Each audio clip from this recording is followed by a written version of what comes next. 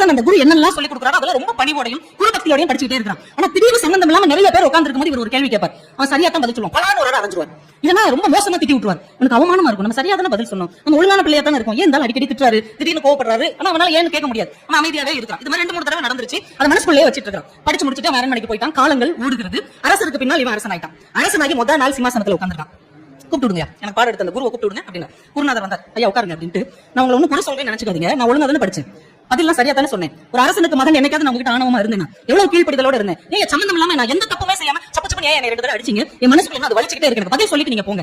உடனே வசிச்சுக்கிட்டே சொன்னேன், தம்பி நாளைக்கு நீ அரசனாவன்னு எனக்கு தெரியும், இப்படி ஒரு சிம்மாசனத்துல உட்காருவேன்னு எனக்கு தெரியும். நீ ராஜாவாகி அரச பரிபாலனம் பண்ணும்போது நிறைய நீதி வழக்குகள் முன்னாடி வரும். நீதி வழக்கு தொடர்ந்தவன் வருவான், வழக்குக்கு எதிராக இருக்கிறவன் வருவான். அப்போ குற்றம் சாட்டப்பட்டவன் தவறு செய்யாமல் அவன் மேல குற்றம் பாய்ந்தால், தண்டனை வழங்கப்பட்டால் அந்த அநீதியின் வழி எவ்வளவு கஷ்டமாக இருக்கும் என்பதை நீ உணர்ந்தால் தான் சரியாக நீ தீர்ப்பு வழங்குவாய் என்பதற்காகத்தான் உன்னை தப்பே செய்யாம தண்டனை கொடுத்தேன்.